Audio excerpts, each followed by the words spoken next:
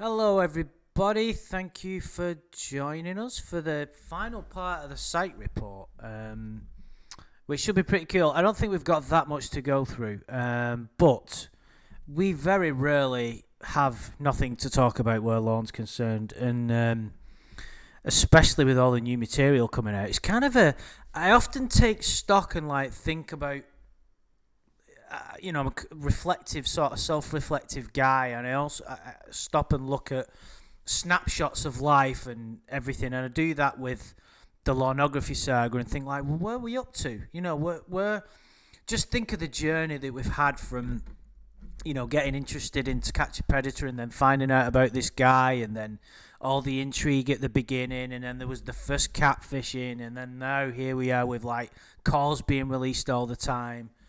There's shenanigans going on, and it's kind of people are going to be gutted when all the content dries up, so kind of enjoy it while it lasts, I say. But so we'll finish this report. Whether we kind of learn anything new will be interesting. We'll try and do a bit of a summary at the end. Actually, I think we kind of have. I mean, the obvious things are he gets a boner at the girl from the advertisement, which is just fucking mental. We'll talk about that a bit more, but so all of us are here. So thank you to my friends for joining us. Amanda, James, Tiffany, and Shin are all here. So hello, guys. Hello. Hello. Hey. And we finished the last one. I think we started the conclusions and recommendations. So I think we've got like I said, just about 1.5 pages left to do. So we'll see.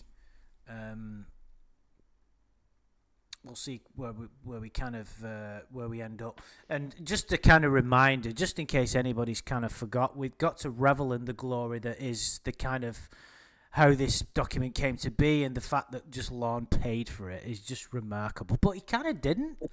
He kind of paid for it, but he doesn't pay for anything himself because it's always on the fucking on the sly, as we call it over here. In other words, it's not his money that he's spending. I don't think. Didn't he get a loan out, Amanda James, to pay for this?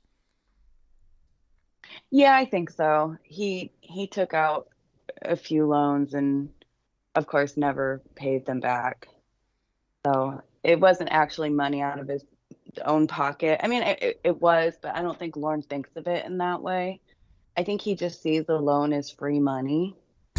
And he always It's a great way to manage your finances, that, isn't it? Well, that's why he has $3 in his bank account at any given time and needs to borrow money from his mother or take money from his mother for cigarettes and all that. He's horrible with money. I think he thinks there's always something big around the corner that will make him a lot of money. So I'll worry about it later. I'll pay it back later. He's going to make it in country music, or he's going to start up his septic business or get some great job or some stupid dream that will take care of it. He puts everything like the off. optimism, but I think it's bordering on delusion rather than optimism. One must walk that line very carefully, and he doesn't seem to walk it very well at all. No, I think he also thinks he'll get rich from reselling garbage. That's a big dream of his. A lot of people do that.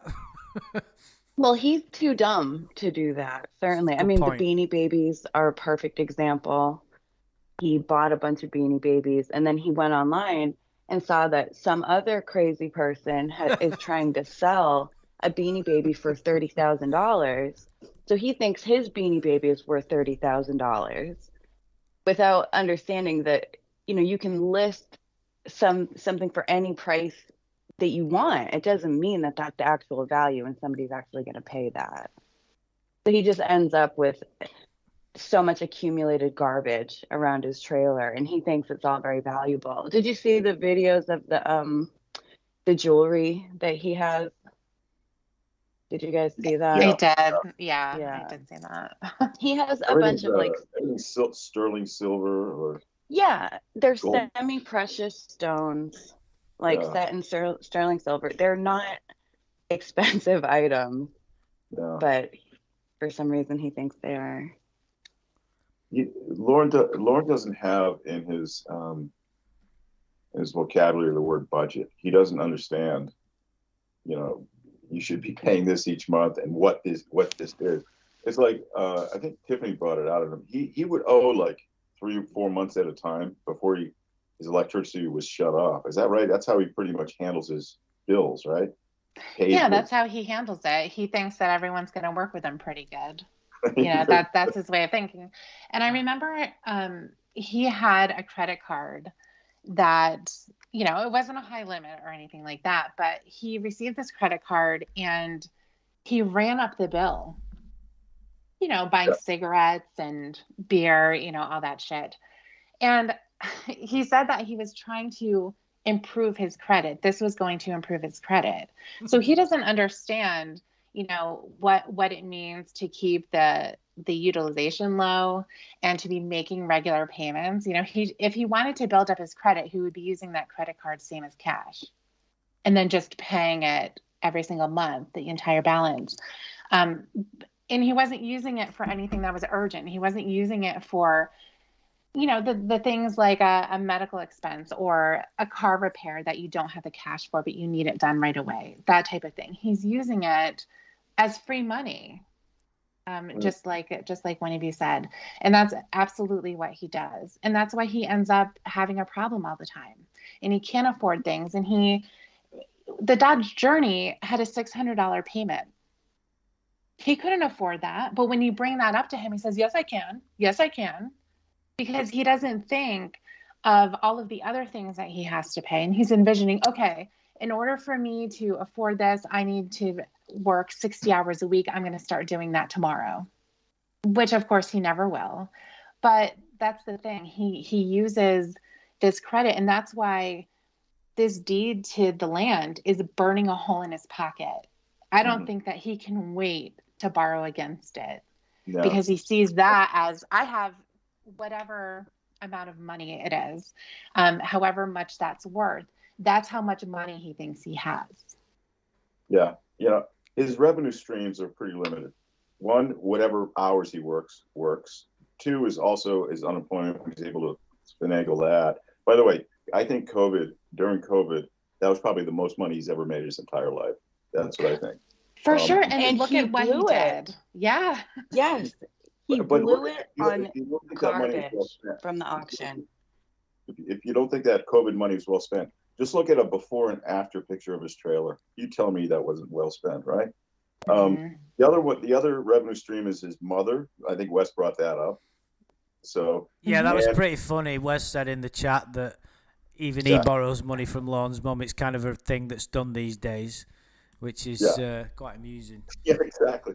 And you're right. He doesn't understand the other end of building your credit, and that is paying your bills. He likes the spending part, but he doesn't like the Well, it's like a mirror of his life. What's Lorne's flaw? As we repeatedly saying, the whole reason we're here is he doesn't deal with the consequences of his inactions. So his life is, he fucks up, he gets catfished, he gets arrested, he fucking crashes his truck, he drives drunk. It's not his fault. So he doesn't have to deal with the consequences. It's like he puts the blame on someone else. And it's the same thing with the money. He doesn't pay his loan. It doesn't matter to him. He hasn't got any collateral, so what's he going to lose? And he'll just, in his own mind, he'll blame somebody else. So therefore, there's no learning. It's like, we're all, when you're young, I remember being, even in my early 20s, I used to, the amount of money I wasted is kind of, it doesn't get me down, but it does make me shake my head sometimes when I think, how dumb could I be? I ended up getting a consolidation loan not that long ago, really. It's all, sorted out now, but I remember having this feeling of dread, thinking, oh shit, why are you spending money on that credit card? It was like a sudden realization. And I was just thinking, get your shit together, you dickhead. And I did. And it was difficult, but that doesn't exist for him. And it never has. And it's the same with his entire life. NWAW Skeptic brought up, again, talking about his ability to make money. He says, Lorne says he made 100K once, according to him. All you have to do is look at his I say this all the time. Just look at his pre-sentence report. and look at the employment history that they were able to gather through investigation, not through him, obviously. They had to call employers and actually establish who they were and how much he was getting. He was essentially a minimum wage worker, or laborer's wages his entire life. I don't believe this idea that he was making $100K because he had his own septic business. If he runs a business the same way he runs his own personal finances, like, maybe he wasn't paying his bills there and that's how he made that. But I don't even believe he had that much money. Well, maybe he was, dude, but like you said, he was running it in such a way which meant the business couldn't continue. So, like he said, well, put it this way, right? Lorne's creative bookkeeping probably was making $100K. He probably filled out a form, and the form said, "What's your yearly earnings?" And he put in 100,000. And in Lorne's brain, that means he earned 100,000. So I think there is some glimmer of truth in that. But I don't think that if it was vetted properly, he wouldn't be making. I agree with you. There's no way, legitimately, that motherfucker could make that amount of money. No way. No. I think, who knows what these jobs were and all that kind of stuff. He wasn't installing septic tanks or anything like that. It sounds to me like he was a plumber in a sense, and not, I don't know what that job entails or anything. And I'm sure that there is money to be made. However, Lorne isn't a hard worker. I mean, we can look at the evidence of the Betty situation when he was there, and she said that they took 1 million breaks. They wouldn't show up sometimes. And that's representative of Lorne, So if he's going to inflate how much he made, certainly he did not make $100 in profit. Whatever his revenue was made, that certainly was going to be inflated. Think about what he talks about for that house that he left behind when he left. Right. So he paid $60,000, for a house, or he put $60,000 of work into a house. There's no way he's making those figures up in his head. Yeah. The tax assessor didn't come out and say, "Oh, this increased by $60,000." That never happened. I'm so glad you brought that up. I think, and again, if I had to speculate, I think he had a rent-to-own deal. He did. Yeah, and he was just adding all his rent money up, and then selling it for $8,000. Do you remember when in that recent call where Casey got him to admit he had to return his ring, and he made it sound like he sold it? Do you remember that? She said, I sold it. I had to sell it. What do you mean you sold it? You couldn't afford it, and they gave you 10% back. You returned it. So, Jamie's ring. Yeah, you know what I'm saying? So that's his mindset. And as far as $100K a year, I think the business could have had gross sales for that amount, because that's not really a lot anyway.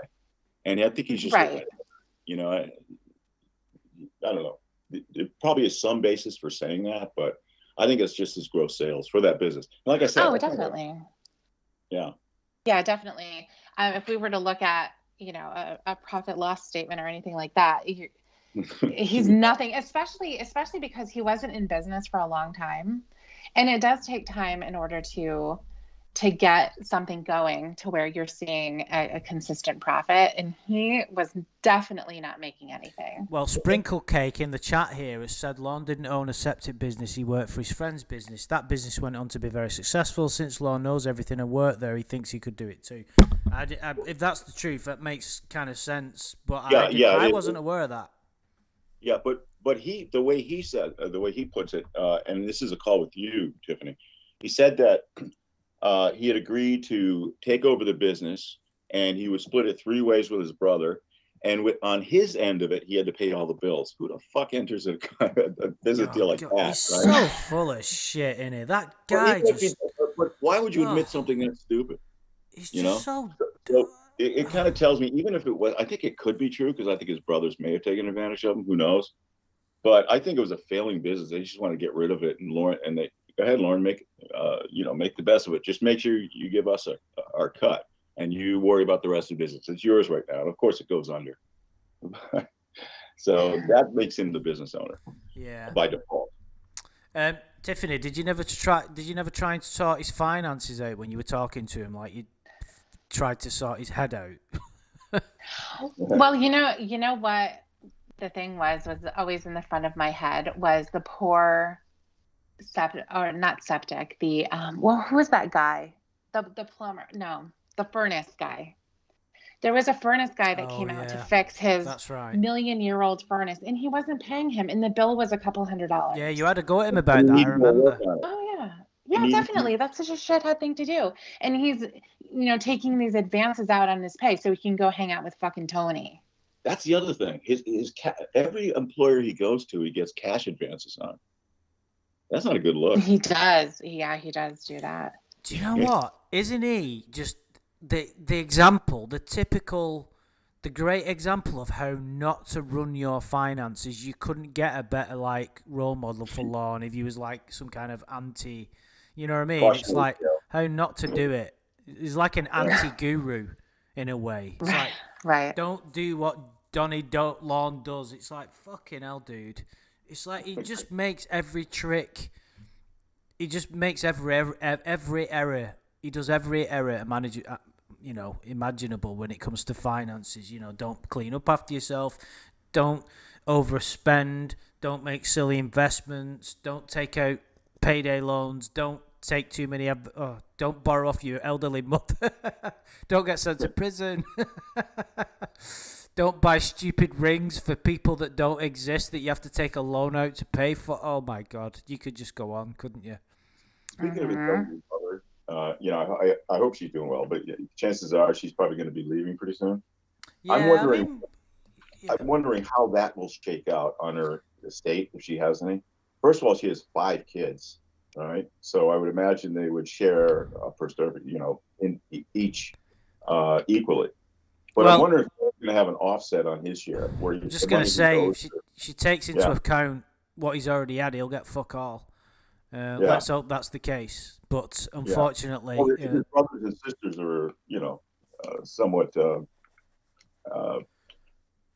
competent. They would insist on that. Anyway, should we get cracking? Yeah. So I think you can see it on your screen, everybody. The last paragraph of page 4.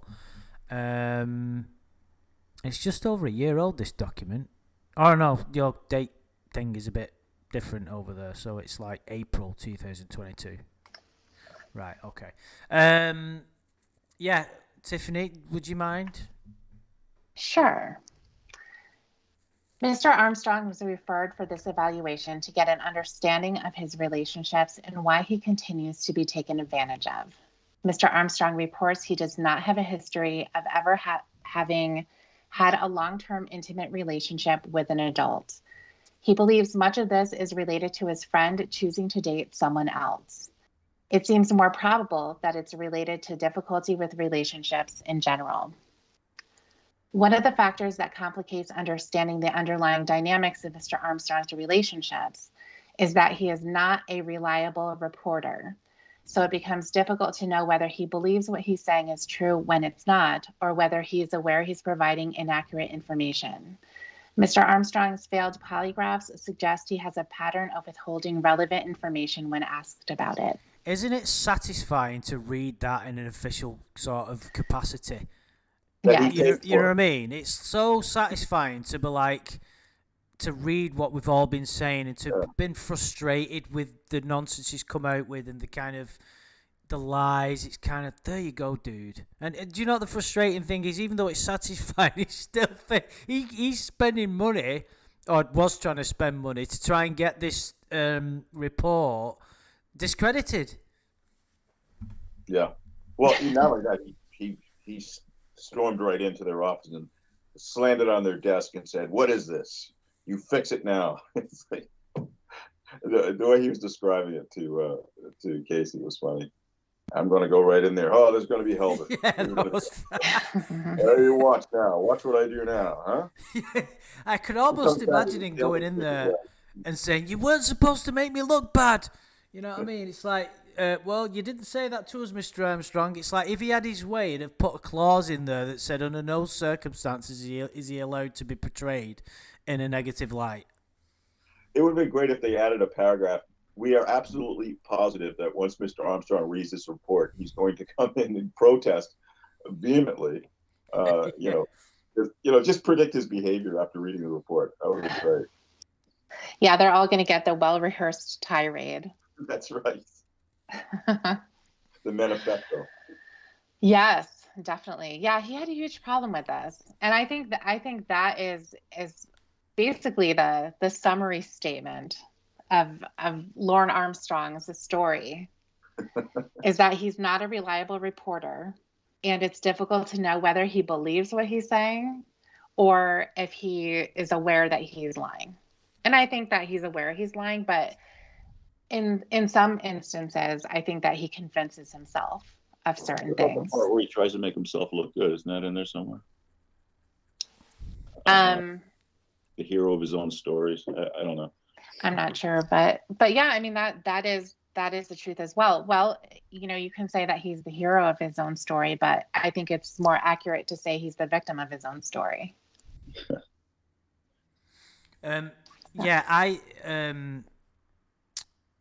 That's the reason why we can't and will never get to the bottom of the virgin thing. It's like everybody can have their opinion. Mm-hmm.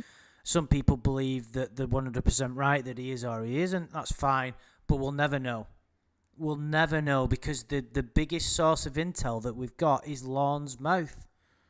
Yeah, so but I would a polygraph at least, And I don't think even that'd be accurate because if he believes his own bullshit, I don't know if it'd be accurate enough. But I'd like to see how that plays out, and then grill him afterwards and have him, just like everything else. I didn't think he was still attracted to 9-year-olds,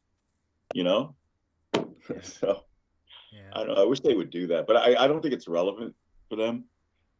No, it certainly isn't. Like we do. They don't care. We need to know: are you a virgin, sir? It'd be really funny if there was a sort of ongoing joke around the office. Has that guy ever fucking cracked the whip before, or popped his cherry, or so to speak? And they'd be like, no, it really has. Let's strap him on. Come on. I think you can make a case that it would be relevant because you really can't assess him without a proper history, an accurate history, a sexual history. So, I mean, if you can't even get the bare basics like that, I think that would be good enough to hook him up. I think that's a huge stretch. Yeah, wishful thinking, Mr. Koala. I think you so desperately want to know the truth that you're trying to convince yourself that they'd be interested. Right. I'll make the case.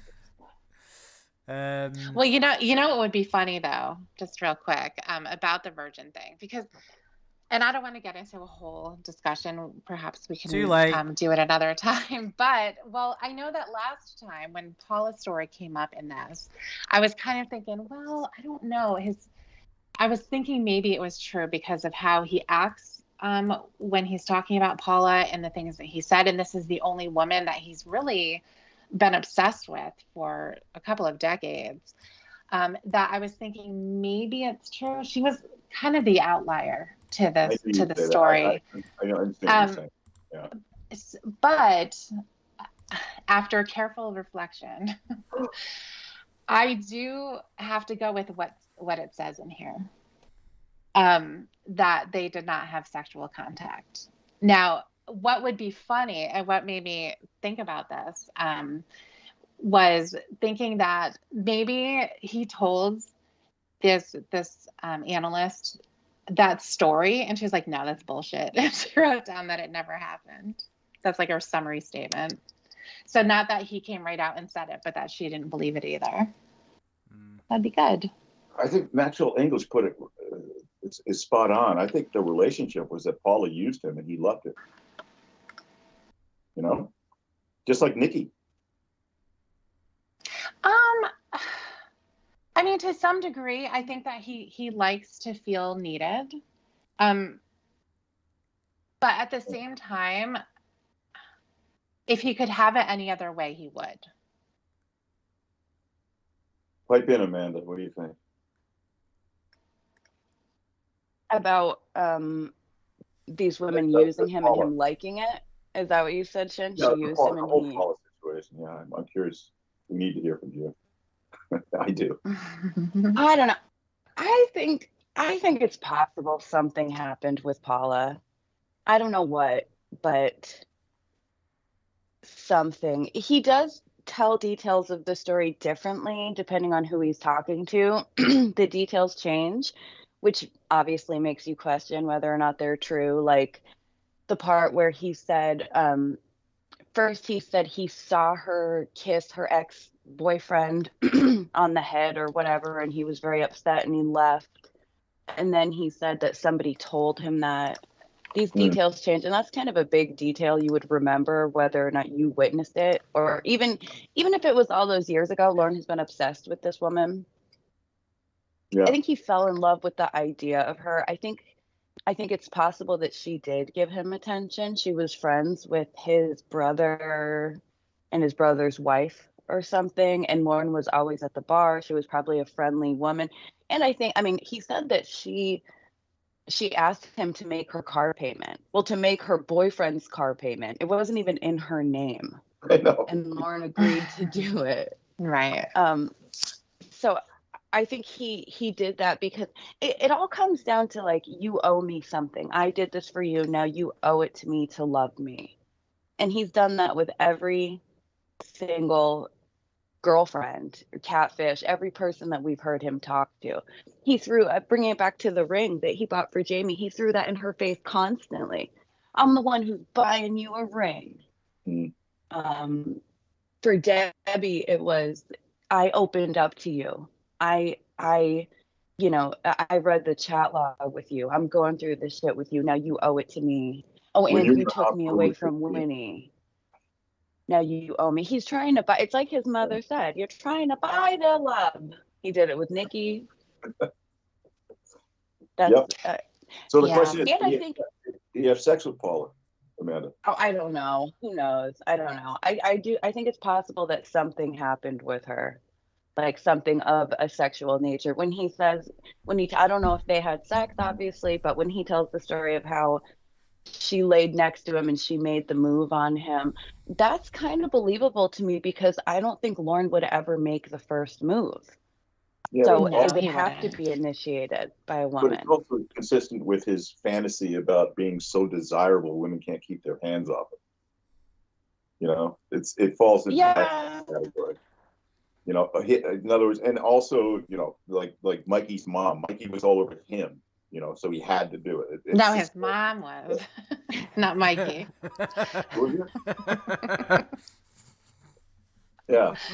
I mean, it's again, it's the same scenario with every one of his sex scenes. It's always he got angry at somebody else, so he found this third party, and he did it with that person to spite the other person, or he was angry and turned on by this one person, and you know, it's always some. It can't just be I was attracted, we had a relationship. You know, it has to be, or there has to be a boyfriend or a husband involved, or somebody he could fuck over in one act. You know, all of his sex stories just are vigilante stories, essentially, and him being the hero. Lorne the Punisher. Well, they don't make any sense. Like with Paula, he said that after they had sex, she had her boyfriend come pick her up, and he was so devastated and heartbroken that he took a whole bunch of Tylenol and tried to kill himself and went to the hospital. It doesn't make sense. If she would have her boyfriend drop her off at Lorne's house to have sex with him, why would he be surprised when she would then have him pick her back up? Who asks your boyfriend, can you drop me off at this dude's house so I can hook up with him? Well, yeah, it just goes with your inconsistencies that he talks about when he tells the same story twice. One, he was like, I don't give a fuck, you know, she'll leave. Or, I got what I wanted. And then the second, you know, he's laughing when he's telling that story. And the second version is he had his heart crushed so badly he took Tylenol. What an 87 move that is. But still, I mean, both versions aren't even consistent. One, he's like, I'm a male slut. I'm used to this. You know, I serviced her. You know, fuck that guy. And then the other one was, I was so in love with her. You know, which one is it? Well, he also talks about her reporter in a really negative way too. He's the full sex was bad. She was a slut. Yeah. You know, she used him for money too. He was in love with her. Right. But he remained in love with her for 25 years. which makes no sense. If she was a slut and such a bad person, he felt like she used him. Yeah. And she, her body was worn out. I'm sure that's what he was trying to say when he was describing how bad the sex was. It was like that because she had had sex with so many men that her body was just permanently stretched out. It sounds like he couldn't perform, and maybe he had to blame it on her. He wasn't turned on enough by her, or she was too. I think. I don't know. What do you say? Warm air? It's too much. Yeah, warm, wet air. That's how he disparages women. It's like when he talked to Jamie Amy and told her that, she was going to be a mud hole for her husband because she was a porn star. Right. So if a woman is all stretched out, then it's because she's had sex with just so many men. He obviously doesn't know how a vagina works. He's so fucking full of malice. Anytime, like for instance, any catfish he breaks up with, he's got to make sure that they know that they're a cheater and a liar. He's got to inflict some kind of pain on them somehow. He can't because he's too stupid. But just the idea that he has that mindset. Men like him think like that. They don't care about harming people. Well, he's always the loser in that situation. He's never in control, is he? So of course he's going to get vengeful. Because he's always like being fucked with in the narrative of whatever's going on. So of course he's going to get and start. And he's not a dignified person. He's full of anger and rage, and there's no integrity. So of course he's going to get like that. What else is he going to do? Mm-hmm. Yeah. And as far as the toe fucking story, have you seen pictures of his feet recently? I was shocked. I was amazed. They look like amphibians' feet. It was weird. I don't know if any woman would allow that foot coming near them. I'm assuming he was younger and maybe healthier at that point, but he couldn't have looked that much better. But that's another story. Another facet of his sex stories is that they're happening in outrageous spots, like there in a restaurant with his toe in some woman's whatever. And we were going to do a full stream on that, dude. Yeah, I want to. So calm it down. Maybe we could. Okay. We'd have trouble stretching that out for an hour and a half, no pun intended. Yeah. There's nothing vanilla about any of his stories. They have some major dramatic element to it, and usually vindictive, and always something that makes him look so desirable. Indeed. Right, I think we will split the reading responsibilities just a little bit. Nobody can match Tiffany Lockhart's eloquence when it comes to reading, but I will give it a go anyway. So we're on page 5 now. This should be quite funny. I've skipped ahead and read a little bit. I couldn't help it. I'm a bit like Shin reading the chat log. Whoa, what a hit. I know, I'm sorry, dude. I shouldn't really have had a dig at you like that. That wasn't very nice. I kind of feel ashamed of myself. Yeah. Okay. Right. Mr. Armstrong described himself as being taken advantage of by women on the internet who post their conversations with him. Well, he's accurate. That is true. He said he was too trusting. That is true as well. And that's why they took advantage. He said he was too trusting and that's why they took advantage of him. Okay. Now, of course, we know that that's the route he's going to go down. It's not... He should have been a bit more careful and vigilant when it comes to his life, considering his situation. It clearly is the catfish's fault. When confronted with accusations that he would get drunk and yell at the women, he again portrayed himself as the victim, noting that they had made him fall in love with them and then cheated on him. Hang on a minute. Does he not... At this... I wonder what his knowledge of the catfishes are and how real they were at this point, but having listened to the recent Casey call where he's trying to figure out who Ember and Winnie was and Debbie, it's like he's not got a clue who the fuck or what the fuck was going on. He's trying to make it's like trying to teach algebra to a fucking chimp. Yeah, at that point I think he still believed that Winnie and Debbie and Jamie and all of them were real. The only one that he, I think, knew was fake was Ramona. And he was still confused by all of that because he knew that Ramona lied to him and gave him a different name and recorded him. But I think that he thought that the person behind Ramona fell in love with him, Elizabeth or whatever she said her name was after. I think he's trying to salvage meaning out of it. out of the whole thing, rather than Yeah. see it as ridiculous like the whole world does. You know, it was fulfilling for him in some way. Yeah. Mm. I would have a lot more respect for him if he just came out and said, "I do it because I'm lonely." You know, to pull the old Jim Roush, I guess. You know, admit it. I'm desperate. I would feel shameful if he started talking like that. I would say, "Geez, I shouldn't be making fun of this guy. I don't want to." Well, if he had that, if he had that mindset, I don't think the catfishing would be happening. Because it'd be a different character, wouldn't he? I mean, number one, I don't think the catfishing would be quite as brutal as what it is, if at all. And he just wouldn't. You know, it's indicative of his character as to why he keeps getting. Because I thought about this quite a lot more than I should do. Which I think pretty much we all think about Lorne a lot more than we should do. Otherwise, we'd be doing more productive things with our time. But I have really tried to think about how Lorne is so dumb and what thought process is going on in his brain. And I thought I'd kind of cracked it with regard to how he keeps getting done, is that his logic is he sees these red flags. You know, you can hear it in the case he calls because you're starting to sound like one of those Church of God people. You're fishing for information. It's kind of like he knows it at the back of his mind. Mm-hmm. But I think his logic is, I'm going to go with it, and if this person's not real, it's on them and not me.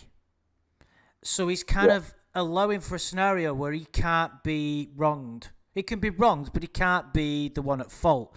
Now, that is a serious error in logic right there, because what that does is it's not taking responsibility. It's not taking ownership of his life. He's just not looking after himself in any way, just to the degree which is unfathomable. But I think that's his logic. I think that's why it happens, because you can almost feel and hear the cogs turning in his brain, but you just completely it just doesn't go anywhere, does it?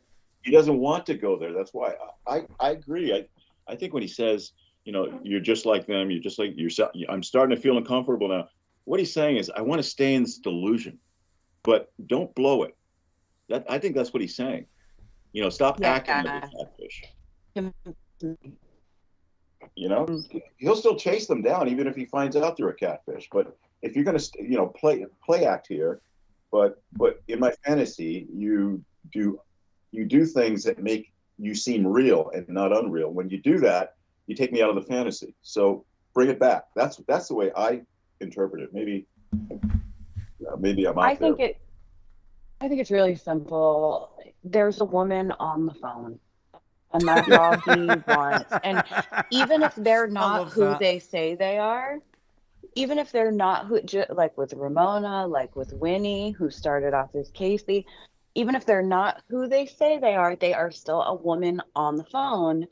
Yeah. And there's a chance that woman is going to fall in love with Lorne, and maybe someday she'll be honest with him. But more importantly, maybe someday she'll come see him. So then he can show probation and his family, look, there is a woman who wants me. There's a woman here with me. I think it all is from loneliness and desperation. Like you said, Shin, he's so desperate for it. I mean, he talked about it in his, in his sex offender class. They were talking to him about Jamie. And I think the topic of conversation was like, you know, this sounds crazy, Lorne. I don't think this is real. You shouldn't be talking to this person. What if they're recording you and catfishing you again? And one person in the class said, yeah, but what if they're not? What if it's Bingo right there. Bingo. And that's what, yes, Lorne was so excited and happy that somebody sort of validated his feelings, because that's where it is for him. They might be fake. They're probably fake. I don't trust them. That's why when it says he was too trusting, he didn't trust any of them at all. No. So it had nothing to do with trust. It was about desperation. Maybe they're fucking with me. Maybe they're lying to me. But what if they're not? I can't blow that chance. Where else am I going to find a woman?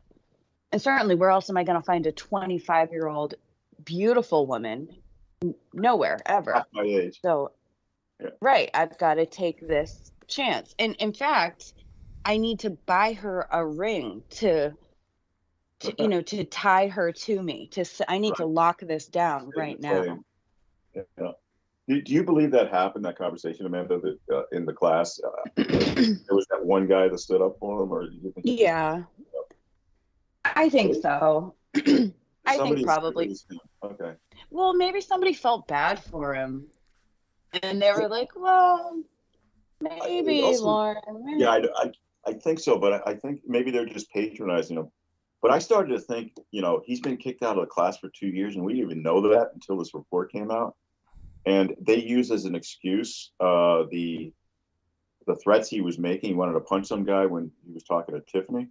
I think that's bullshit. I think they realize he's a major distraction in that class. I think a lot of those guys are, look forward to his stories, probably watch him online, do all this kind of stuff. I don't think he helps with other people's treatment.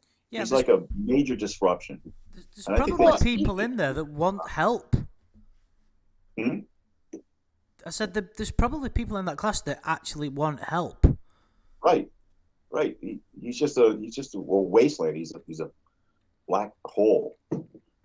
I wonder if they took him out of that class because he's been in there for so long. At some point, I wonder if they were like, well, this makes us look bad. It makes us look like we're not doing our job right because he's not getting through it. So we need to try something different. We've had him in this class for. Oh, I did. I think they've had other people who were corrigible like him, though. I really do. They end up sending him back to prison probably and some other things, but I think they just were itching for a reason to get him out of there, to stop him from distracting the rest of the people, like Andrew says, who need the treatment, who want the treatment. Well, hasn't the provider changed so many times? Is it possible he's changed so many times? Because like you said, he keeps getting kicked out because he's too disruptive. It's the same curriculum. It's the same thing. It doesn't matter. I mean, he has to change location once in a while, but But why NCA he get sent back to prison? Right. Dustin wasn't progressing in his class, so they threatened to put him back in jail. They might have even put him in jail. I don't know. I didn't follow closely what happened with Dustin. They didn't. It says he was a distraction, that it was affecting the health of the other participants. That's why they got rid of Dustin. Just as far as that conversation with that one person that spoke up, I don't think that happened. I don't either. I think he said something that could have been interpreted like that Lorne. Well, remember how he made up that conversation with Mom about Jamie? No, I don't and hear that. Yeah, and she said she saw a picture of Jamie, and Mom's response was, "You'll never have sex with her." Yeah. It never happened. Never. So I think he very well could have made this up. I think a lot of the conversations that he has that are on the positive side of, oh yeah, they agreed with me, and oh yeah, probation doesn't bust my balls. No, they're good to me. That type of a thing. I think that it's either made up completely or it's exaggerated. Like that Sean. With that story, with the Sean conversation, I don't believe that either. I don't think that happened. So I think that with Sean conversation, what was that one? Remember about Jamie and being supportive of her being a porn star, and it's okay. Remember that? Where he calls Maria first. She doesn't pick up, so he calls Sean, and then he has a heart-to-heart with him about how he's judging her. It's just a job, and she's not judging you, right? And it makes it seem like he was trying to marriage counsel these people. It's ridiculous, right? Yeah. So I don't think that it happened. I think that it's his way of saying, even though it's made up, that there's somebody who believes in Casey or whomever he's talking about as much as he wants to. Mm-hmm. So he's pretending that he has that support. Yeah. Sorry to everybody in the chat. I was dumb enough not to put the next page on the screen, so it's on there anyway, so do apologise. Are we okay to crack on, guys? Yeah. His calling them sluts and yelling at them suggests a more combative, if not abusive, relationship than he suggests. It is unknown whether the other women believe they are in romantic relationships with Mr. Armstrong. where sexual fidelity would be expected. It may be more helpful to conceptualize the relationships as mutually abusive rather than in being taken advantage of by the people who have manipulated him. Now, there's kind of a strange dynamic in these calls. Of course, he is abusive. It's kind of like I often wonder, as we do, what Lorne would be like in a real relationship. Would it be abusive? Yes. Now, of course. Okay, but wait just a second though. I'm not basing that off of the catfishing. Okay. I'm basing it off of the documented instances in the Nikki scenario. Yeah. Where he was texting her, calling her, accusing her of all of that. That it's represented in the catfishing stuff, but that was a real life circumstance that happened prior to any of the phone calls. True. Yeah. But he was worried about her, though. Yeah. I mean, I agree. I think that he can't. So, if he was going out with a woman who had a shit together, which isn't going to happen well, it's not ironically, but that would never happen. He would have to deal with all kinds of, basically, they'd have their own life, wouldn't they? They'd have their job, friends, exes, things that normal people have. He can't deal with that. What is interesting, though, and it sometimes annoys me a little bit when I read the comments in some of the catfishing calls, how people are just throwing everything at him. It's like, oh, listen to how wound up he gets. Well, of course he's getting wound up. He's getting fucked with. You know what I mean? It's like he's going to get like that. He's going to be, I mean, it's not like he's being made to do those things. He could quite easily stop it, but he's not going to do. But I do believe in a scenario, well, I don't know, let's theorize a little bit. We can spend a little time. We've talked about this before. Is if he was in a relationship with someone, it would be someone in a similar position in life to him. I think we can all categorically agree with that, can't we? Yes. I mean, there still has to be something wrong with her, though. You know? Well, yeah. There's something wrong with Lorne. Well, that's what he's saying. Yeah. Oh, you mean in every aspect of the same way? Yeah, of course. Yeah, I mean, you know, it's not. I mean, it's not being horrible or judgmental. It's like, as Amanda James famously said, Lorne is everything repulsive to a woman. Who's going to go out with him? He's got nothing to offer anyone. Nothing. Yeah, but here's the thing, though. Women who would see past that, he would not be interested in. And who would those women be? Women his age, first of all. Women who aren't as attractive, maybe. You know, or what about somebody like Winnie? Models. Pardon me? What about somebody like Winnie? Winnie, perfect. Yes, that's where I disagree, that he has, like, high standards. He wanted to marry Winnie, even when she didn't know how to use a bathroom properly, and she was on coke and all that. So I think he would fall. And Nikki, the stuff he said about Nikki, he said she's not the kind of woman I would normally go after. She was a drug user and all that stuff. Why did she what? Why didn't he grab Sue when she came? She seemed like she totally understood him. She seemed like she too old. That's what I mean. That's what I mean. I mean, well, we say, you know, him being picky is that he will not go with somebody that age, obviously, but he wants somebody half his age, and he wants somebody who looks like a model, I think.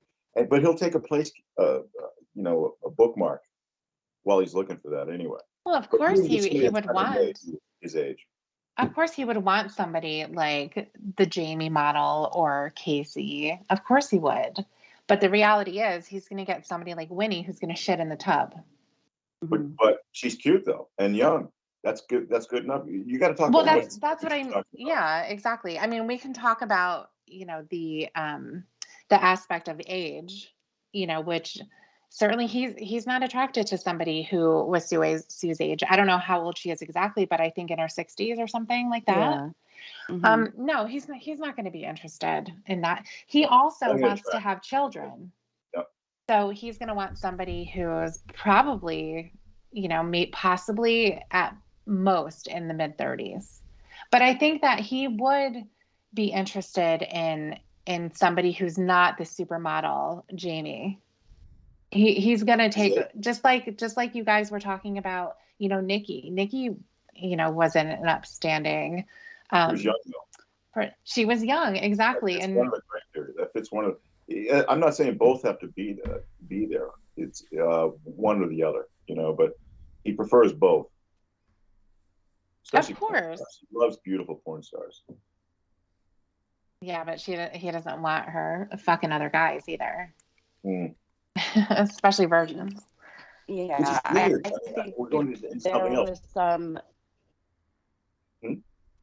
Yeah. I think if there was some young, you know, drug addicted, maybe homeless woman or youngish, you know, like in her 30s, like Nikki, who had lost custody of her children, who was financially really bad off, Lorne would absolutely go for her and fall in love with her. Well, and the smart thing to do would have been to go for someone like Sue, who was older. She knew what Lorne was, and she was still willing to go there. I mean, I don't know her situation, but I don't think she was a homeless crackhead from what it sounds like. But, you know, Lorne's not great at realistic thinking. So, and he certainly isn't going to take Sue when he has someone like Jamie on the back burner, because he was talking to Jamie at the time when Sue entered the picture. But I think that the only thing that stopped was her age. Yes, 62 is like much older than him. But yeah, I think that's the only thing. If he would have had, so for example, the woman who went over to look at the shed, Roy's friend. Now, presumably, this was a prostitute who was homeless. She was also a drug user, and she went over to look at that shed. He absolutely would have tried something with her. He would have gotten her into the trailer. Yeah, so I think the age thing truly is probably the one thing that he will really consider as far as passing something up. Yeah. Yeah, which makes it really interesting. In this psych eval, they do the look assessment report for who he's attracted to. And he reports that he's most attracted to like adult, mature, and senior women or something like that. I can't remember exactly what it said, but he indicated that he's like most attracted to women in their 30s and 40s. And then after that, it's women much older. And that's just not true, which tells me that when he was looking at those pictures of the women and you know, reporting whether or not he was attracted to them, he was playing it very safe and lying and saying that he was attracted to women who are much older than he's actually attracted to. Amanda, what do you mean by that? Were they showing him photographs of women and asking him if he's attracted? Yes. Yeah. That's what he said. They showed him, you know, tons of pictures of females of all ages, and he had to mark which ones he found attractive. Self-report. So he was very careful, right? So he was very careful not to. There was nobody like in their 20s. I could be wrong. It's been a while since I read it, but I'm pretty sure the youngest that he reported he was attracted to was like 30s to 40s, and we know that's not true. If there was a picture of a beautiful 19-year-old girl, there's no way that he wasn't attracted to her. I think he just played it really, really safe and didn't dare to admit. It would be great if they put the Walmart girl's picture in there and Kayla's picture in there. See what he does. That would be great. All five of Kayla's pictures. It's possible too that, you know, when you're saying that he was being careful about who he was picking, even if there was somebody who was 19 and it's somebody that he would have been attracted to, he would probably be afraid that possibly they were under 18 and they'd be like, gotcha. Right. So I don't think he was honest at all on that. I don't think it's a new trick these guys have seen before either. I think a lot of these child predators would do something like that. Stay in the safe zone. Well, of course, that's not the only thing that they're looking at as far as determining his danger. Luckily, it's not all self-reported. You know, you have the lie detector, you have his crime itself, that tells most everything, you know. But yeah, it's good thing there's a lot of other things that they're looking at. And you know, even when things are self-reported, you know, perhaps this one would have been, you know, a little bit possibly on the easier side, because you can assume what they want you to say. But I think for other assessments too, they're not necessarily going to be easy. You may think that you can outsmart it and give the answers that you think they want to hear, but it essentially tells them something different. And to think that he went through this entire exercise that he paid for, that he thought was going to lead to his exoneration. That's funny.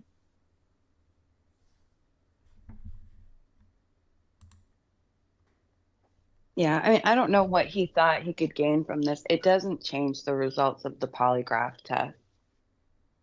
And even if he can spin the story about the 9-year-old girl, he says, oh no, they misunderstood what I was saying. I wasn't sexually attracted to her. I was saying other people could be, and that makes her a victim, but definitely not me. He admitted that he thought about girls from high school while he was, you know, masturbating.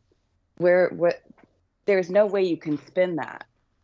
Yeah, of all the the 9-year-old girl. I mean, you know, there was a trigger, I think, that he was recognizing, and I think that, you know, it's one of these there, but for the grace of God, go with I kind of thing.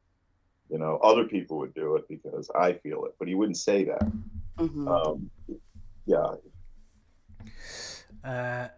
This should be part 4. I've got this down in the stream as part 3, and it should be part 4. Stupid me, never mind. I can sort that out in the editing later.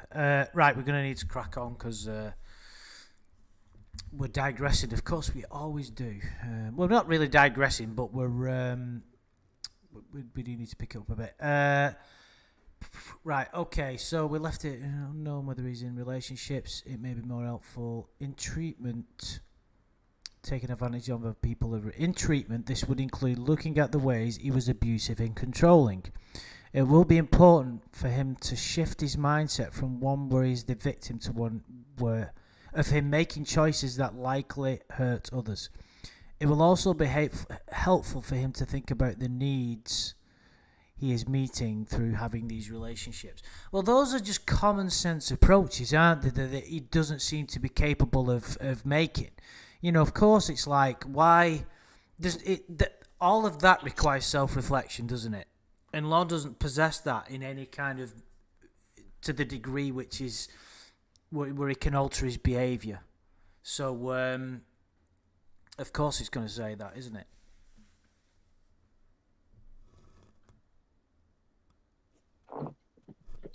I missed that part.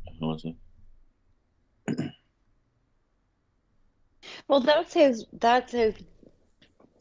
you know, big problem right there. It will be important for him to shift his mindset from one where he is the victim to one of him making choices that likely hurt others. That it has been impossible for Lorne to do, or he refuses to do it. He's always the victim. Even things when he'll say, I know I did it. I know I did wrong, but I was messed up at the time because of what other people did to me. He'll never take ownership of his own choices. And I think the last line is the most important thing. If Lorne takes nothing else away from this whole report, the last line there, I think, is the most important, because as far as the catfishing goes, and that's been a big part of his life. He said, oh, they fucked me up so bad. Do you even know what this has done to me? And I'm still on probation because of all these catfish. If he would just truly look at himself and think, why am I still doing this? I mean, what am I getting out of it? Right. What am I getting out of it? What's missing in my life that makes me keep picking up the phone? And it comes back to a conversation he had with Casey, and she tried. She's like, Lorne, it sounds like you're just desperate. You're so desperate for a woman. Oh, maybe. I never thought about it. He was very dismissive of that idea. Like, he'd kind of be like, yeah, maybe it is, just to shut her up. But I don't think he was really willing to accept that. It's everybody else's fault and not his. And he also won't take responsibility for it's his fault that his life has turned out this way. He's desperate for a woman because he knows he can't get one, and a big part of that is because of his crime and his criminal record. No woman is going to want a man on the sex offender registry. I mean, there are women out there who will go for that, but they're rare, thankfully. And Lorne knows that's going to be a real big hurdle to get himself a girlfriend. Maybe the biggest. To, there's none bigger than that. Throughout the interview, Mr. In fact, let's get somebody else to read it. Amanda James, the second paragraph. Have you got it? Yeah. Throughout the interview, Mr. Armstrong spoke about his sex offender treatment as if he were still engaged in it. He said he was still in treatment because his provider wanted him to have a relationship. What? This contrasts with information provided at the referral when it was reported he had been discharged from the program for saying he wanted to hurt sex offenders. Beyond this, it does not appear Mr. Armstrong has gained knowledge from the sex offender specific treatment process. He was unable to identify what he had learned or what sort of changes he had made.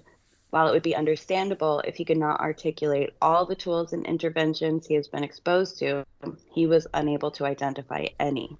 This is particularly concerning, given his admissions of using thoughts of young adolescents, pre-adolescents for sexual satisfaction during masturbation as recently as last year. Particularly given the nature of his offense, this is very concerning. Probation, if you're listening, respectfully, this man is under the delusion that you are waiting for him to get into a relationship before you release him from class. Could you please straighten him out with that, please? Could you somehow undo the words that he somehow interpreted to mean this and get it straightened out? I mean, this has been going on for 9 years now. And if he still believes that along with I couldn't say no, can you please sit down with him and talk about those two issues, and maybe you'll get him to take class seriously and him understand what his goals are in that class. It's a waste of time. I was just thinking, they'd be listening to that Shin thinking, well, how the fuck do you want us to do that? How are we going to get through to this guy? Let me do it. It's a waste of time. No, that's a waste of time. Absolutely not. He cannot admit everything that has happened is because of his doing. He can't. That's why he would say, why do you continuously get catfish? Well, they contact me. They won't leave me alone. That's instead of looking at it the other way, well, he's correct in saying he can't stop people from trying to contact him. He can't stop people from showing up at the yard sale. He can't stop people from going up and asking for an interview. He can't stop any of that. However, he can stop engaging with anybody. Anybody approaches him, no, get out of here. I don't want to talk to you. Anybody writes him a letter, he doesn't have to respond. Anybody gets his number, he doesn't have to respond. Yeah, but he and does. He's still doing that now. Like, I was going to touch upon this, and we might have to split this up into another part and take what Tiffany's just saying here in relation to these two people that showed up.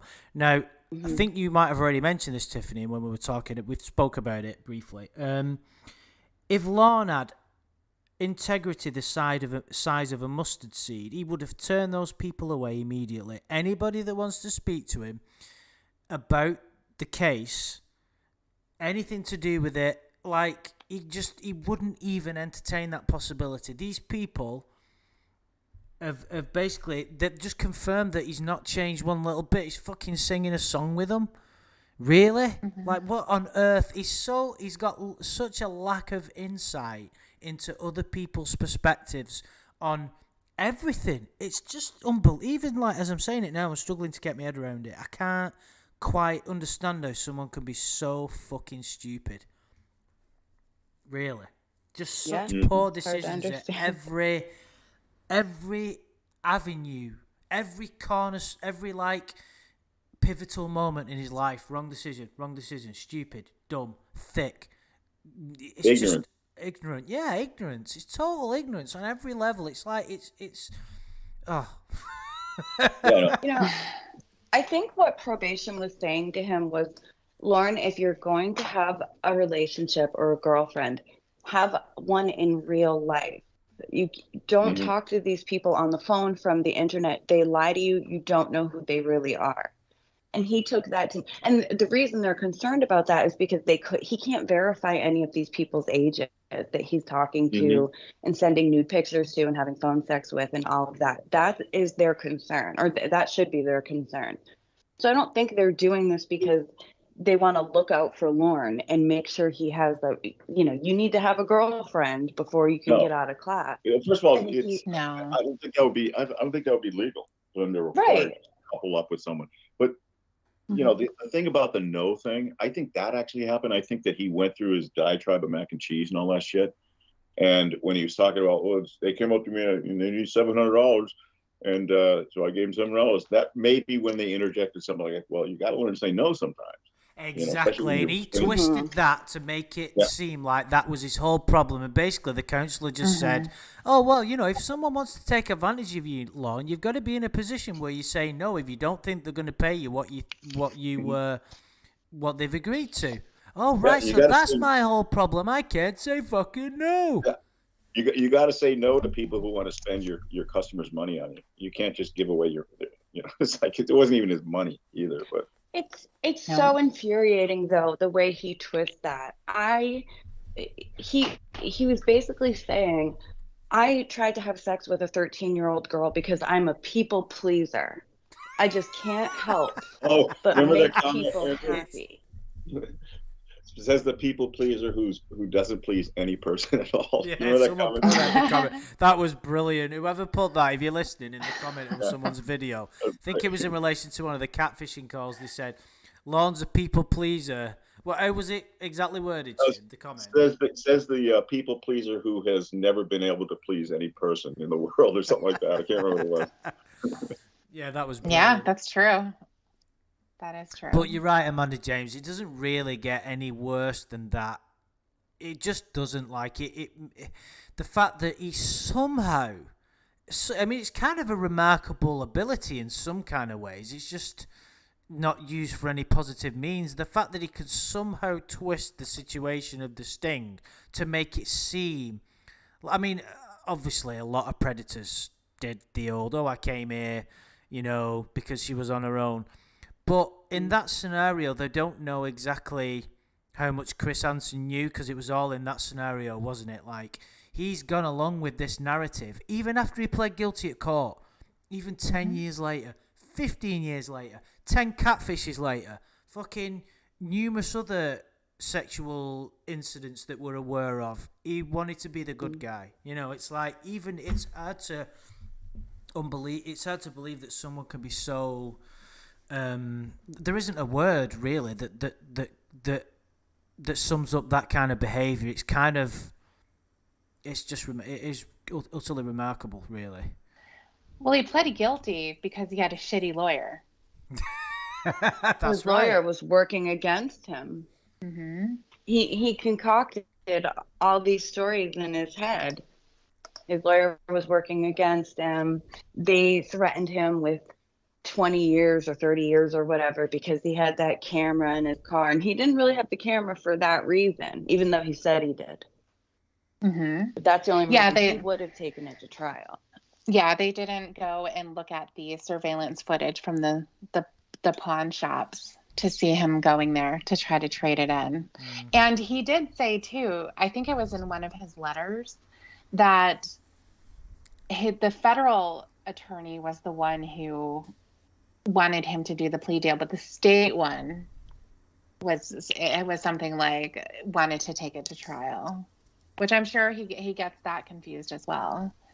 But it is interesting how he's a horrible communicator both ways, either speaking or listening. He has really poor comprehension, and it is frustrating to always hear him say that he's in the class because of a relationship. That's never been the reason. And that gets pointed out to him all the time. He doesn't want to go past it, because if he goes past that and he lets that reason go, what other reason does he have? Right. Is it his fault that he's still in there? Well, yes, we can all see that. The class can see that. Probation can see that. But he can't. It's just like in every situation, excuse me, that he's the victim here. And that's what it says in here. He is the victim. Until he drops that, then he's never going to move forward ever. If you take one look at his sex offender assignments, it's very clear why he is still in the class. Mm-hmm. Yeah, definitely. They're hilarious. I mean, they're hilarious and horrifying and infuriating all at the same time. He doesn't understand any of the questions. He answers them horribly. And it's like in this report, they say he can't name a single thing he learned from all those years of being in this class. And even after this report, he still never thought about it for even a minute. What did I learn about? So when Casey confronts him with that, it takes him forever to come up with something that he learned. One of the things he learned was he couldn't remember the word for trigger, but he learned that some people can be triggered by certain things. Some, not him, he's not triggered by anything, but other people can be triggered by things, and that children are precious. That's it. Children are precious and vulnerable. Well, of course they're precious. He called Caleb precious on numerous occasions. I hope to God he didn't use that word, did he? He did, absolutely, yes. Just in between children when he was telling her... What he learned from... How many years has he been in that class? I don't even know. 9? 78. 2012. He got out in 2012. So many fucking years in that class. He learned that children are precious, which he already knew. Like you said, he told Kayla every day she was precious, and that they're vulnerable. Yeah. He's pleaded his own guilt there. the vulnerable, so I moved in for the kill. Like, fuck you, dude. I was going to say, it actually could describe his motives for doing it. You know, they're precious and they're vulnerable. So I did. Right. Maybe you misunderstood the question. It's like, what were you doing there, Lorne? Well, they're easy picking, dude. Yeah, there is no mystery now why he graduated 87th in his class. Oh yeah, he's a fucking idiot. He's so dumb. I was thinking about this, right? Because I try and come up with a reason, or at least try and explain his behavior. Is it that he lacks the sophistication to... Because some people have just got very low kind of functioning ability in many, many ways of communication, perception, decision-making. Some people are just fucking idiots. Does he lack the ability to comprehend the situations? And it's like, no. I don't think it is. I think it's... Of course, he's not going to... I don't think he would have ever been a scientist. Yeah. He's not open to knowledge. He's not open to learning anything. I agree. I think it's preconceived. These decisions. You can walk him to it. Like, I don't think it's that he's completely incapable of comprehending things, because if you are very slow and patient, like the Debbie character was, you can walk him to these conclusions. I think it's that he doesn't want to see them. He'll block them out, and he's much more comfortable in his familiar mindset that he's a victim and it's everybody else's fault, and that he's just too good of a guy. He did all these terrible things because he's just too good of a person. So no, I don't think it's that he can't. No, I kind of agree. I do agree. I do think he's kind of low functioning, but I also think he's just a dick, really. You know, he just doesn't want to be... He doesn't want to, yeah. He doesn't want to do the hard work. And, it's common in a lot of people's lives. His is a more... malicious, too. He's a mean streak in him, too. That you have to, in terms of the good guy thing and combating that.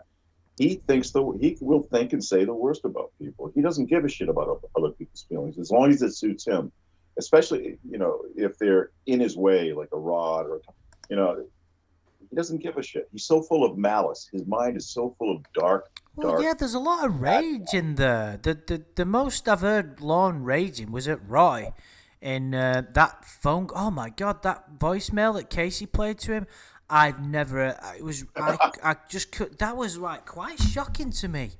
Like he just went crazy. Like I love just Lee Lorne's pictures too. absolutely fucking The crazy. small Lorne, the red Lorne, the Lorne Even full worse than when he was raging against Rod or whoever it happened to be. The Jeffrey thing. I fucking love that. Yeah, there's obviously rage. He keeps it in tandem with his victim mentality, so it doesn't really come to the surface very much.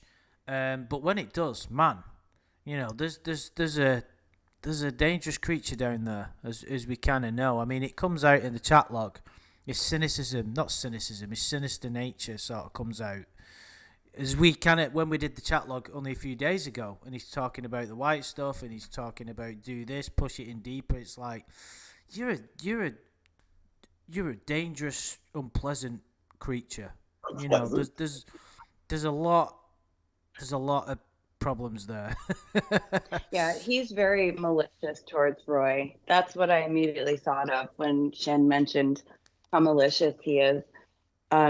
There, like when he was talking to Socks, when Socks went to the yard sale, Lorne was talking so much shit about Roy, about how he's a drunk loser. And then when Casey confronted him about it, Lorne said, well, Roy's a piece of shit. I don't give a shit. I don't care. I don't care if I told him all about, I don't care if he put all that shit about Roy on the internet. It's the worst thing in the world to say something about Lorne, but go ahead and talk about Roy. He's a piece of shit. Isn't that how you judge? Some people say that's how you judge people, by how they treat people below them or beneath their station in life. How much mercy they have, how much compassion they have. People who aren't, don't have the same benefits and privileges that you have. I know it's not a stark difference between Roy and Lorne, but in Lorne's mind, Roy is beneath him. And this is how definitely. Oh God, this guy's got no positive characteristics whatsoever. We're just rattling off so many bad things, aren't we? No, it just of struck course me he then. doesn't. No, of course, I'm not surprised. I'm just gone over saying. that before. We did try. We have, and it's not like we're totally like one-sided here. We did a whole stream, didn't we, at Christmas last year, of like trying to see if he had any virtues or any good side to him. Yeah. We failed, by the way. I don't think we came up with one. No, we didn't. Just self-serving ones, like he's hilarious. We love that. But that's for us. It doesn't make him a good person at all. Yeah. Yeah. What we're laughing at is usually his decrepitness. Yeah, and there's I do say this. I like to repeat it. There's lots of people like Lorne out there. It doesn't diminish what Lorne is. It doesn't really validate him in any way or give him any mitigation. But there's the world is full of people like Lorne who think only about themselves consistently. Before you project all of the bad things onto the world onto Lorne, which I don't think is healthy. Just remember, there's millions of Lornes out there. Unfortunately, we can. The damage he's caused has been very minimal, and it's funny. But Lorne's a cornucopia of all those problems, though. He's got them all. Oh, big time. He's unique in his. I think it's his story that's unique, and his victim mentality is unique. I don't think that even the bad people create this victim mentality. They kind of know they're assholes. Lorne decides not to think that way. Right, Shin, do you want to read the second to bottom paragraph, dude? With the look? Yeah. Okay. The look assessment suggests Mr. Armstrong is not primarily attracted to prepubescent children.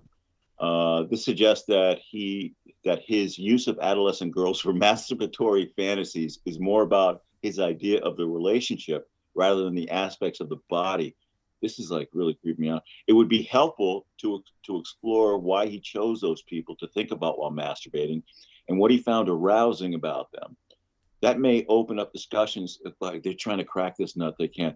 That may open the discussion to his ideas about relationships.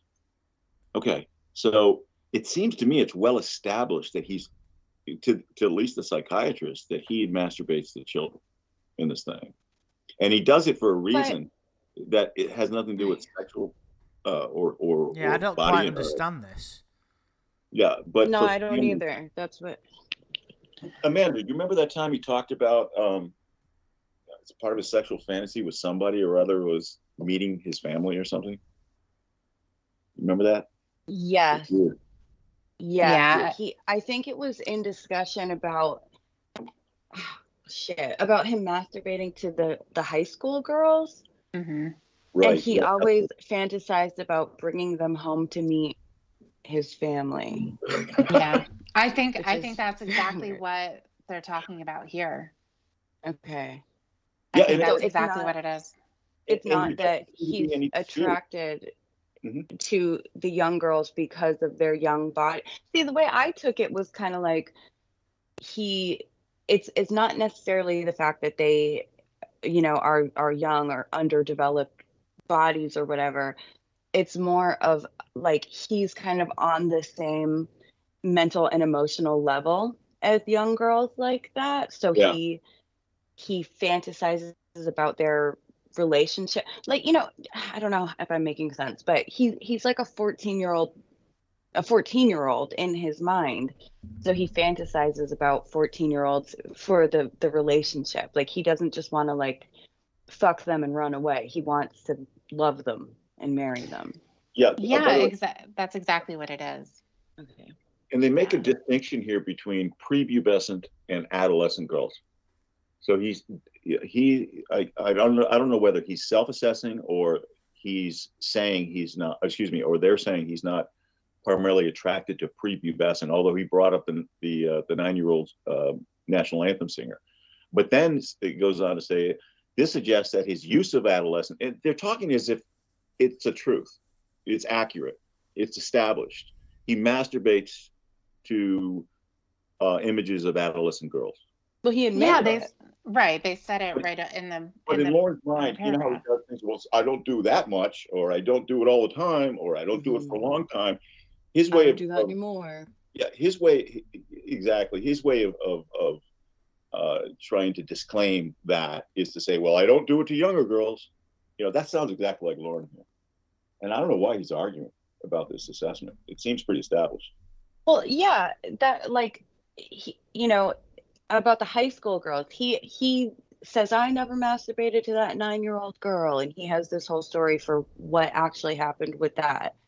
But he's dismissive about the high school girls, which I think is a huge deal. Like, no, I guess a 15-year-old obviously isn't as young as a 9-year-old, but he's still fucking 50 years old. And masturbating to the thought of girls from high school is very concerning. It's literally like taking out a yearbook and looking at a picture of a 14-year-old girl and getting off to it. Very strange. And Yeah. Well, actually, he's inconsistent. If you look at Lorne in the Wild in his chat log, count of three, everybody OD stated, no one can tell me he doesn't love their underdeveloped bodies. Sexy little thing in the pool, count your hairs down there, all that other stuff. he did love Kayla's. Oh Yeah. yeah, definitely he did. Yeah, but I think it does go beyond just that, because obviously you're going to have other predators that just want to have sex. That's it. But Like a he bride. does dream. Yeah, he romanticizes that shit, Yeah. and he would love to bring a girl home to mama. He would love Finally. He talked to After all this Kayla time. about that. She's not so great. He talked to Kayla about how he couldn't wait to bring her home to his mother when she turned 18. He's going to Yeah. love you Yeah. like you've never been loved before. Oh, Jesus. Well, Yeah. back to the high school girls. I mean, he said, I only thought about them because that's the only time I knew them was when we were in high school. I didn't know what they looked like as adults. But right before that, he was talking about one in particular. I think her name was Sherry, that he dated when he was 15, according to him. But then he said he saw her again when she was 30, and they were like making eyes at each other, according to him. So he had the image of her as a 30-year-old adult woman also stored in his memory, and he chose to use the image of her in high school. Well, just like over Melissa that Gill, one. or whatever that the Little House on the Prairie girl. I mean, he saw her as an adult woman, and he tried to use it, but it doesn't matter. He's looking at Little House on the Prairie, the little girl. He's not saying, oh, when you're old, you're going to get this. So yeah, no, he's looking at that girl when he's doing his gross stuff. Mm-hmm. You know, that surprised me. I got to say, that surprised me. Can I just clarify this? What it says here in that the second line of the second to last paragraph. This suggests that his use of adolescent girls for masturbatory fantasies is more about his idea of relationship rather than aspects of the body. I don't quite understand that. That's what we were talking about when he's more interested in the romantic side of it than the, you know, the carnal aspect to it. But again, it belies, his catalog belies that. It says, contradicts that. He's talking about her body all the time. Yeah, I mean, So, obviously, yeah. the romantic aspect of it is something that Lorne fantasizes about because he's never experienced it. He lives in fairy tale land. He doesn't understand what real relationships are, and he never will, thankfully. So there is an element. Real quick, I'm sorry about. He says when he masturbates to high school girls, he's not even remembering a shared sexual experience, which is kind of acceptable, I guess. He's imagining himself now sleeping with them. Yeah, it was just like he was trying to come up with some kind of a reason that he would do that would exonerate him in some way. And I think that's the only thing he could come up with, in my opinion. Mm-hmm. Which just makes him sound fucking stupid. It'd just been easier for him to just say, "Yeah, I've got a problem here," but no, of course that's not going to happen. Yeah, I don't know. Well, why do you think they've come to that conclusion? Well, it's not really a conclusion, is it? They've said this suggests that his use of adolescent girls. I mean, it might just be based off what he's telling them. He's not going to tell them the truth, is he? No, he's not going to tell them the truth. But also, I think, and with what he says, the stories that he tells, he does romanticize everything. And he's full of love bombs in all of them. He does love bomb, and you know, he does talk about the stuff about wanting to get married and building the house and the closet and all that kind of stuff. It's not just having sex. It's way more than that. And wanting a kid. And wanting, yeah, absolutely. Yeah, and wanting a kid too. That's disturbing. We won't talk about that because I find that too disgusting to. And then wanting to adopt a kid. He thinks he could adopt a kid. Can you imagine? I mean, there's no way. No, I mean, I'm not. No, I don't think so. I don't think they're going to give a sex offender a kid. Yeah. No. Especially, can you imagine if he said, I want a kid, I'd be a great father, but it must be a girl. It's like, oh my God, Jesus. I don't want to call her Hannah Nicole. He's a better chance of being a country music star. I think you're probably right there, Amanda James. As ridiculous as that is to sort of contemplate, it's more realistic than the adoption thing. Right, okay, let's get to the last chapter. Last paragraph of this page. It may be possible to use his relationship pattern with those in group with his probation officer and with his treatment providers to begin to explore his problems with relationships. Instances of disingenuous deception or attempts to keep emotional distance can be explored and understood. What? Developing an understanding of why he chooses women who are unavailable will be important.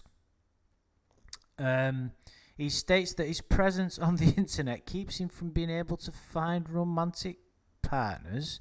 This idea should be challenged, especially if there are others whose sex offences were publicised and who have been able to meet dating partners. Hang on a minute. He states that his presence on the internet keeps him from. Oh right, I understand the context he's talking about here. I thought it meant he was saying because he keeps going on the internet, that's why he can't. But of course, it means his presence, in other words, how popular he kind of is on the internet, keeps him from being able to find a romantic partner. Is that what it means? Yeah, I think it's also the original To Catch a Predator. Yeah. Having it being nationwide and worldwide, and then also the fact that he, all you have to do is Google his name and watch the magic happen, right? You know what? I applaud that. I hope it's true, and I applaud the catfish for saving other women. Well, the thing is truthfully, I mean, Lorne. Well, I know he's not going to say. It's not like you took him away from something, right? Right, but also Lorne isn't in a position to socialize the way that I think people typically can. You know, when you're able to just go out anywhere that you want to, such as going to a bar or anything. He doesn't have any friends. So where is he going to meet people? So I think that getting away from bars is truly what's kept him away from having any kind of social interaction with other women who may be on the same type of a level as Lorne. Now, that's not to say that everybody who walks into a bar is trash, but just saying that that's where he met Nikki. He said that he was in a bar. No, he did not. He actually specified that she worked at Walmart. Nikki did? Yeah. He used to take her from work. When one of his stories, he used to say he used to take her to work to Walmart where she worked. My guess is he probably did the same approach he did recently with that 17-year-old. Offered her a job, or better yet, offered her 10 grand. So. Well, I don't think he offered her 10 grand. Well, I thought it was a bar. No, well, again, I'm kind of adding this to I don't know. Was there a specific story about that? I thought he met her at a gas station and she asked him for a cigarette or something. I think there were other girls. There was another girl. Oh, okay. Yeah. When I heard he drove Nikki to Walmart, I thought, fucking son of a bitch. That's his MO. That's what he does. Well, I mean, it's possible. I mean, of course, his stories are shitty. But I remember him saying, that he was in a bar. And of course, she approached him and they started talking. And when the subject of her having kids came up, I think it was questioned. I think he said it to me actually way back at the beginning when he was talking about it. Do you have 10 grand I could have? She went around to every guy in the bar. Do you have 10 grand I could have? Right, exactly. Yeah, I said, no, but I'll take out a loan. Yeah, I can. They work with me pretty good over at the credit union. But yeah, I believe that it was asked, does she know about you? Did you tell her about anything? Now, I don't know how much of this is true, but he said that he did. He did tell her. At what point? We never heard this with you and her or any other him or any other catfish.